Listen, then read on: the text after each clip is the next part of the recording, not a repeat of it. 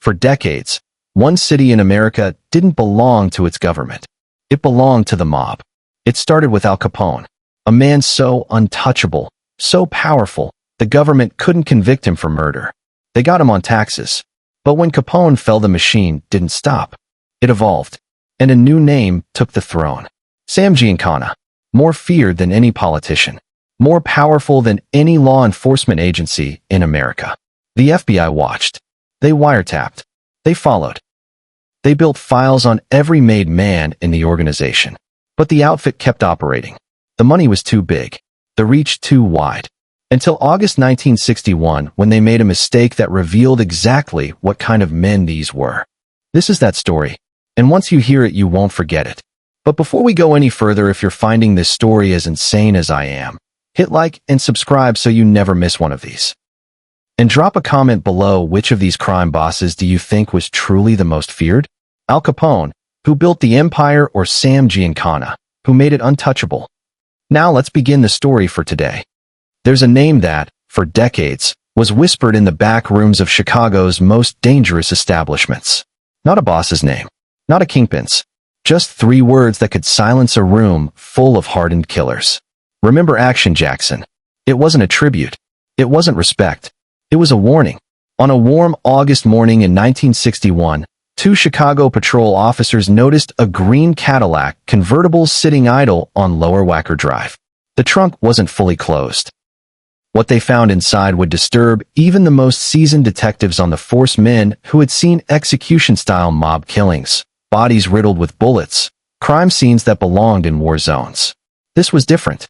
This wasn't a quick death. This wasn't mercy. This was something that took 3 full days to finish. And when it was over, the Chicago outfit had created the most feared story in American organized crime history. Today, we're going to talk about William Action Jackson, who he was, why they came for him, what was done to him, and the dark truth that makes the whole story even more disturbing. Stay with me. This one gets heavy. To understand what happened to William Jackson, you have to understand the world he came from and the world he chose to live in. Jackson was born on December 13, 1920, right in the heart of Chicago. His early life is largely undocumented, which isn't unusual for men who lived in the shadows. What we do know is that by his 20s, he was already deep in Chicago's criminal underworld. In 1941, he was arrested in Green Bay, Wisconsin for assault and robbery. 6 years later, in 1947, he faced rape charges he ultimately wasn't convicted on. Then in 1949, he was sentenced to 4 to 8 years for robbery. He was paroled in 1953. That release from prison marked a turning point. Because it was after 1953 that William Jackson found what you might call his calling. He became a debt collector for the Chicago outfit. Now, let's be clear about what that means. This wasn't a man showing up with paperwork and a polite reminder about overdue payments. Jackson stood over 6 feet tall and weighed close to 300 pounds. Chicago police would later describe him, somewhat crudely, as having the body of a giant and the mind of a child. That description, however unkind, captured something real. He wasn't a strategist. He wasn't a schemer. He was a weapon, a human instrument of fear. His nickname Action came from mob slang. In Chicago's underworld, Action referred to juice loan activity, meaning loan sharking. The outfit would extend loans at interest rates of 20 to 25% per week, sometimes more. And when borrowers couldn't pay, which was almost inevitable given those numbers, they sent men like Jackson to remind them of their obligations.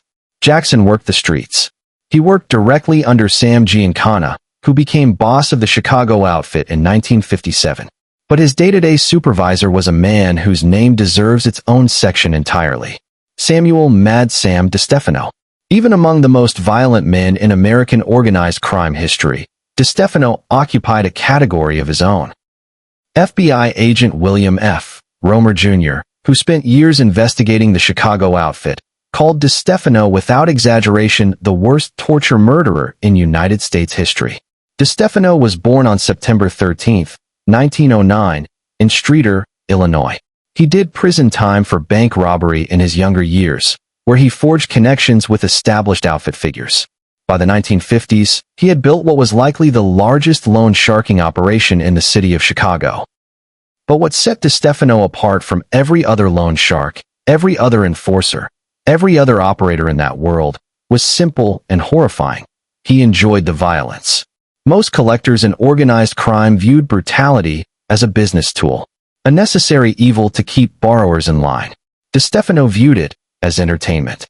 He had constructed a soundproof chamber in the basement of his home, a torture room, purpose-built.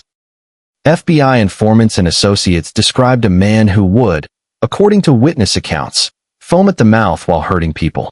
Other outfit members, men who themselves committed terrible acts, found DeStefano genuinely unsettling. The outfit leadership Sam Giancana, Tony Accardo, and the rest of the upper tier never made DeStefano a made man. They considered him too unstable, too erratic, too unpredictable. But he made them enormous amounts of money. And in organized crime, profit buys protection. William Jackson worked directly for DeStefano. Along with DeStefano's brother Mario, Jackson would visit debtors who had fallen behind on payments. The system was straightforward. Jackson's sheer physical presence usually resolved disputes without escalation. 300 pounds of muscle showing up at your door has a way of motivating payment. When that wasn't enough, Jackson escalated. He delivered beatings. He broke bones. He put people in hospitals. For nearly a decade, this was Jackson's life. He earned steady income. He had a role. He had protection. In a world where most men eventually ended up dead or in prison, that was considered success. Then came 1960, and everything changed. In January of 1961, Jackson was sent to collect from a man named Bernard Liebing. Liebing owned a Chicago restaurant and owed significant money, approximately $32,000, to two high-ranking outfit members, and another $3,000 to a made man running a lone front operation. Jackson's assignment was routine: collect, by whatever means necessary. But Liebing didn't just hand over the money. He couldn't. And rather than simply suffer the consequences, he made a decision that would set off a catastrophic chain of events. He went to the FBI. Federal agents convinced Liebing to become an informant. They assigned him a case number. They offered protection. What they didn't reveal to Liebing was something significant. The Bureau already had another source embedded inside the same operation. Someone with much closer access than a restaurant owner.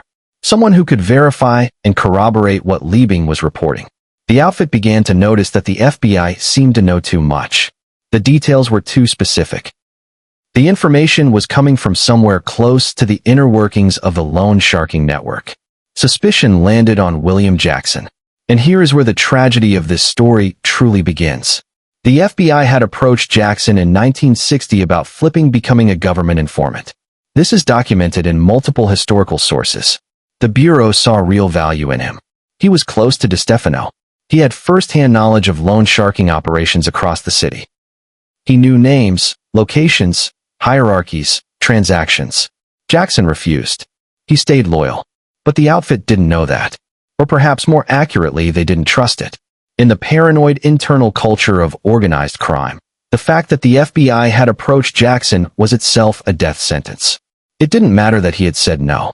It didn't matter that there was no actual evidence he had cooperated. The mere contact was enough to make him a liability, a question mark, a risk that the outfit's leadership wasn't willing to tolerate.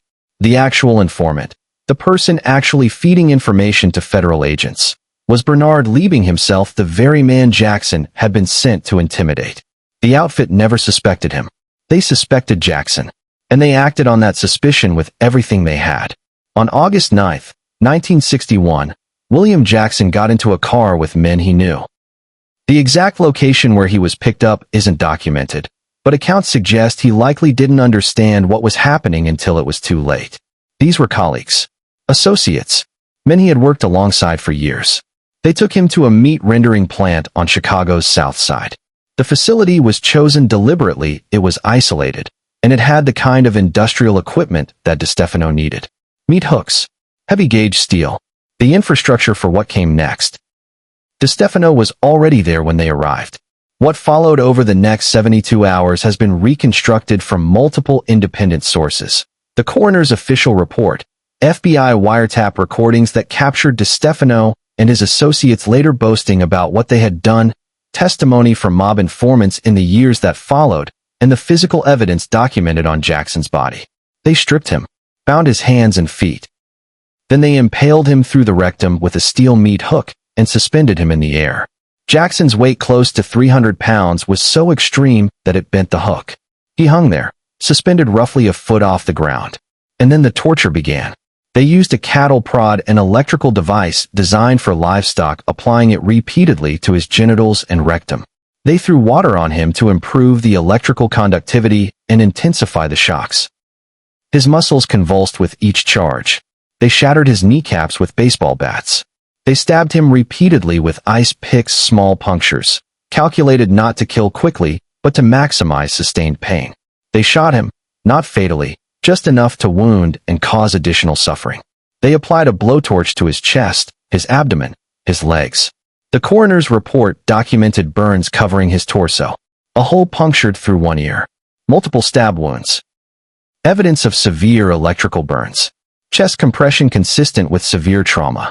Through all of it, DeStefano interrogated him. He demanded a confession. He wanted Jackson to admit he was an FBI informant, to name other informants, to reveal exactly what he had told federal agents. Jackson, by all accounts, denied it. He swore his loyalty. He begged for mercy. He pleaded for death. They did not believe him. Or perhaps, by a certain point, it had stopped mattering whether they believed him or not. An FBI wiretap captured one of DeStefano's associates, a man named James Torello, recounting the scene. Jackson was hung on that meat hook. He was so heavy he bent it. He was on that thing 3 days before he croaked. Another voice on the tape, identified as Frank Buccieri, described it with what can only be described as amusement. Medical experts who later reviewed the case noted that Jackson's survival for 3 full days was not accidental. His torturers were deliberately keeping him alive. They avoided major arteries. They managed the blood loss. They wanted the suffering to continue as long as biologically possible. On August 11, 1961, William Jackson finally died. The coroner could not identify a single cause of death. The accumulated trauma to his body was simply too extensive. Blood loss, organ failure, shock, infection. The torture had systematically destroyed him. After he was gone, they partially dressed the body, transported it to Lower Wacker Drive, placed it in the trunk of his own green Cadillac convertible, and left it on the street. 2 patrol officers found the vehicle in the early morning hours of August 12. The Chicago Daily Tribune covered the discovery on August 12. The headline was clinical, * body found in car trunk. * Even experienced crime reporters kept the most graphic details out of print. Time magazine revisited the case in November of that year, framing it within the broader context of Chicago's organized crime violence. But the real reaction happened not in newspapers, it happened in the back rooms and social clubs where the outfit conducted its business. The effect on Chicago's underworld was immediate and lasting. Mobsters who had worked alongside Jackson for years were shaken. These were not soft men. They were enforcers, collectors, killers. And they were afraid.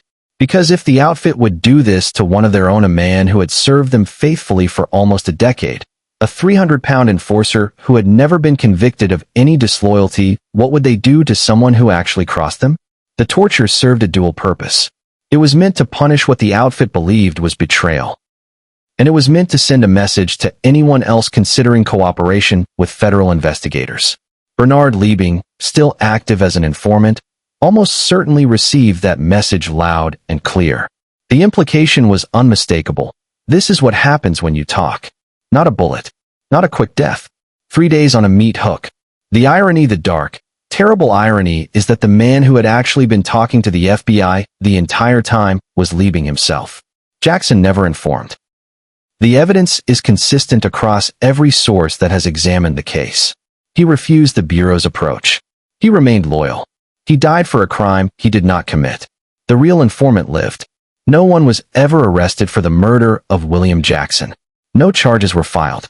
The case remains officially unsolved to this day. Chicago law enforcement and the FBI knew exactly who was responsible: DeStefano, his brother Mario, James Torello, Frank Buccieri, likely others. But the primary evidence, those FBI wiretap recordings in which DeStefano's crew laughed about what they had done, was inadmissible. The taps had been placed without proper warrants. Any evidence derived from them was legally unusable. Witnesses, meanwhile, were not coming forward. Nobody wanted to be the next person found in a trunk. DeStefano continued operating freely. He ran his loan sharking empire. He continued torturing debtors in his basement. He became progressively more erratic over the following years, his behavior growing more extreme, more public, more difficult to manage. By 1973, he had become a genuine liability.